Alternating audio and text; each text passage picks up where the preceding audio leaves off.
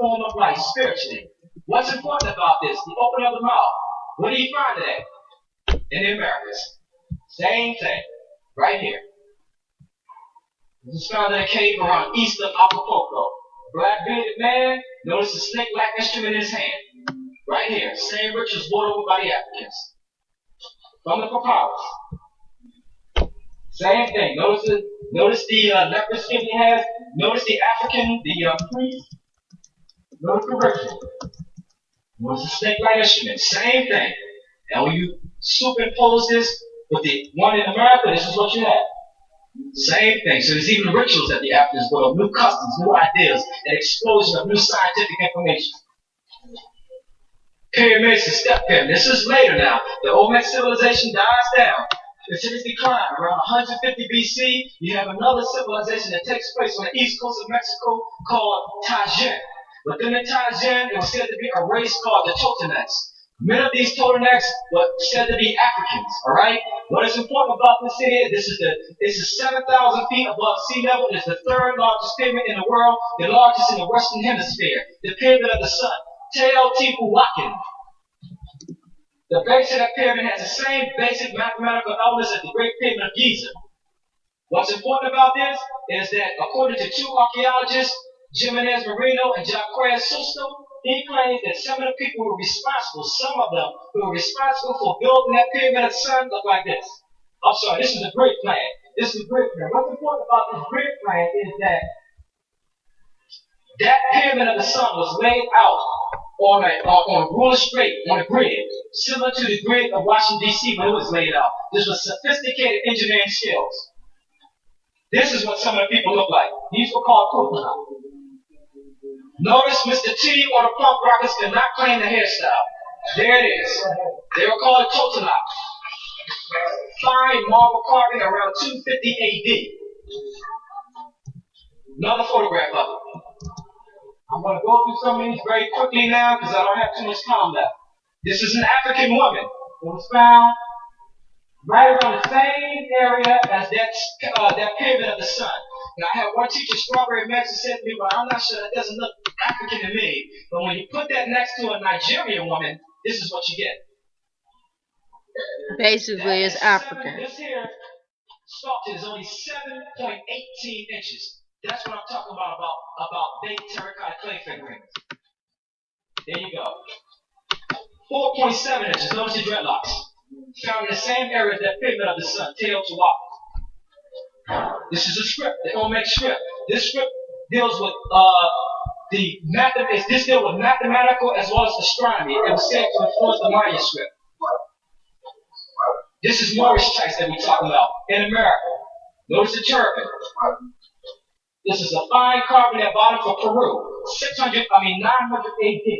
That's the time when you had the Africans and Arabs in partnership, the period of the Moors. Okay? This is from Peru. Notice the crown. Notice the fullness of the lips. Notice the smoothness of the face. 900 AD. Africans commonly called Moors in partnership with the Arabs. This is the Mandingo. These were West Africans also. These are Mandingos from West Africa, and they were also in America around the 13th to the 14th century AD. We found the word, as we said earlier, Bakoko or Bakokwa, the word for banana that was used by the Native Americans. This is the Empire of Mali, and this is Abu Bakr II during that particular time of all its conception. That Empire of Mali was larger than the Roman Empire. Ships. In the 13th century, ships called Umtepe weighed as much as 70 tons. It was said that you had the Swahilis, which is an East African Bantu Islamic civilization who were Muslims. They transshipped an elephant to the court of China. An elephant. You don't find an elephant on Santa Maria, the Nina, or the Pets. An elephant. These ships may weigh as much as 70 tons. The jaguar. This is one of the symbols of the Olmec that dominated their consciousness. The oldest ship in the world belongs to the African. This is said to be the ship of Khufu. It is over 1,124 pieces. Over 1,124 pieces. It took archaeologists 14 years to put this back together. It was like a jigsaw puzzle. And when they opened it up and found that the aroma, the perfume was still fresh in the wood. That's African preservation at its finest. This is what it looks like today in the Cairo Museum. Other ships. You talk about the Vikings, nobody mentions Thorhall. Thorhall was said to be strong, like a giant. He was described as black, and he was said to be very foul-mouthed. He was said to be the best friend of Eric the Red. Yes, we do have Africans who was with the Vikings when they made their voyages from Denmark into Greenland. Africans were with them. We have names, and we have definite, hardcore scientific proof. Thorhall, Thorfinn, Dudley, Gorm, Douglas, as you know today, in the ancient Gaelic language, what wasn't Douglas was Douglas, which means black stranger. Yes, there were black Danish Vikings or Africans who were with the Vikings. They chose Thorhall. Leif Erikson, it was said that he was the best friend of Leif Erikson. They chose him because it was said that he was already familiar with the trade routes of east of North America, and that he was chosen because he visited America before the Vikings, and this is why he was chosen to go on there with their voyages. Now at that time, they said he was very foul-mouthed. You must understand why.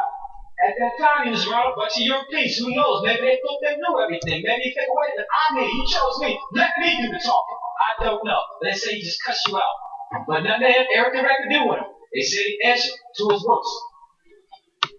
This was found right here in America. This is said to be a Danish Viking. That doesn't look European to me. It's an ivory, but notice the coloring of it. Notice the eyes. Notice that look. To me, that looks like an African in my view. Now, to me, if they wanted to make that look like a European, you'd think they would have made it what? Ebony, alabaster? Notice the dark coloring that they put on that. The nose is filling, as you can see. Look at the color. Look at the eyes. I think that's an African. It may be Thorhall. I don't know. To me, it looks like an African. This was found right here in America. I'm ending with two more slides. This is very important. At one time, scholars believed that the ancient Americans or the Native Americans had no ancient path whatsoever.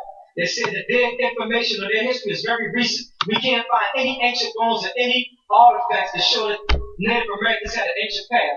It was again the African genius, a black man, as you can see there, who found bones. In 1900, he was born to slave parents.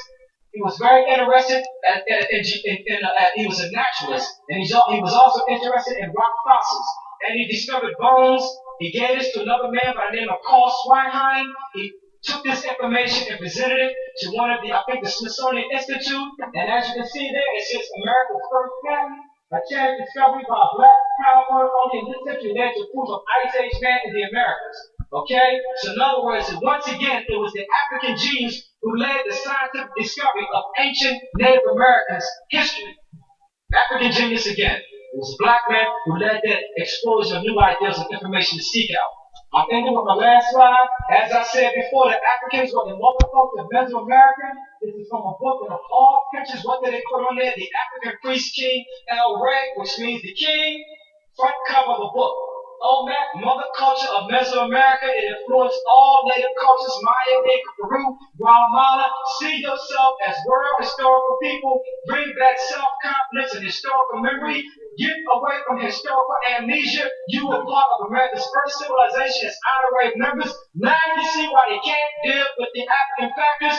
Thank you very much. Okay. And there you have it. Hope you guys listened, paid attention, understand it. Whatever you guys do not understand, you guys are more than welcome to Facebook me or send me a message on here, Instagram, Twitter, whatever you guys have the time. Alright, well, I'm out, and I will be doing another broadcasting probably today or tomorrow on some other subjects that I feel that us as African Americans that we need to adjust and understand about and start walking the instead of talking, we need to start walking what we say, you know. Again, we have law. I'm trying to do law, health, and I'm gonna call it awakening castings. And later down the line, we'll do music once I get some equipment and shit like that. But yeah, this has been your girl, Lil Ace, with African First in America and Everywhere. This is part 4. There's 3 other parts, so please listen to them in order or you will get confused. Alright, and I'm out. Deuces.